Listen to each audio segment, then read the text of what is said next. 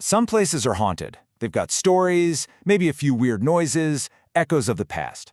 But then there are other places. Places that feel different, like they're predatory.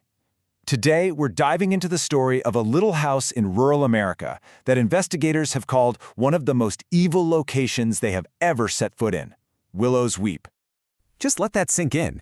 That's a direct quote from a seasoned paranormal investigator after spending only one night inside.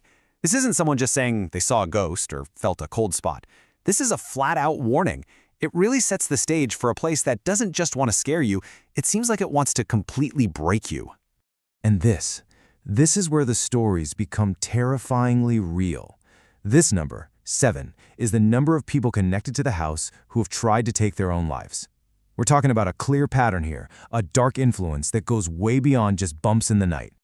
So, according to investigators, this isn't just a collection of spooky ghost stories. No.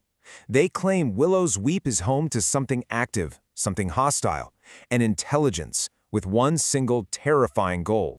And it's that word, pushed, that you hear over and over again.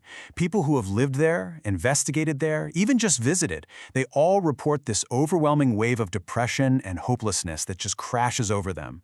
It's an unnatural kind of despair that many believe is literally manufactured by whatever is in those walls. So, what on earth could create a place like this? Well, if you look at the property's history, it seems like the darkness started long before the house was even built. This timeline just lays out a seriously disturbing pattern, doesn't it? Before a single nail was hammered, the land itself was a place of constant, violent conflict. Then, once the house goes up, you get this string of horrific, tragic deaths, just layering trauma on top of trauma, all on this one little piece of land. Now, what's so chilling about this slide is that this isn't from some ghost story book. This is a direct quote from a real newspaper article published way back in 1892, describing the death of one of the very first residents, a man named Jesse Sykes. And right here, this is what many believe is the house's original sin.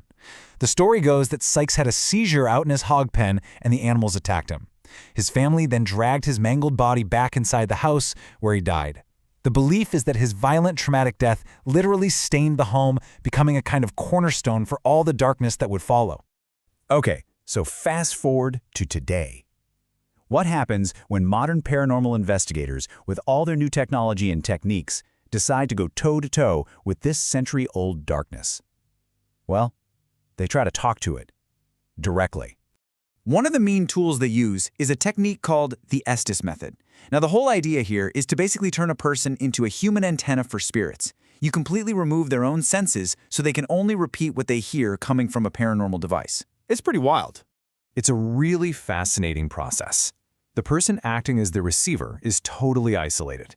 They can't see anything, and with the headphones on, they can't even hear the questions the other investigators are asking.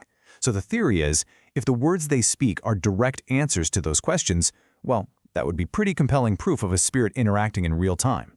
So, during one of these sessions at Willow's Weep, the investigators were digging into the house's violent history.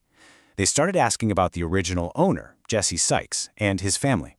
The alleged one-word response that came through the receiver was just utterly chilling, and it added this profoundly dark new layer to the entire legend.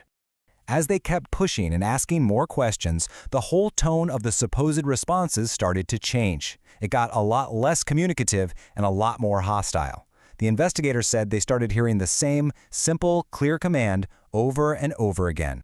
And then it all just hit a breaking point. The session didn't just end, it imploded. Those warnings turned into aggressive, screamed demands. The energy in the room apparently became so intense and threatening that the investigators had to shut the whole thing down and get the receiver out of the house for her own safety. So after all the history, all the tragic stories, and this alleged paranormal evidence, the big question is still just hanging there. What exactly is going on at Willow's Weep?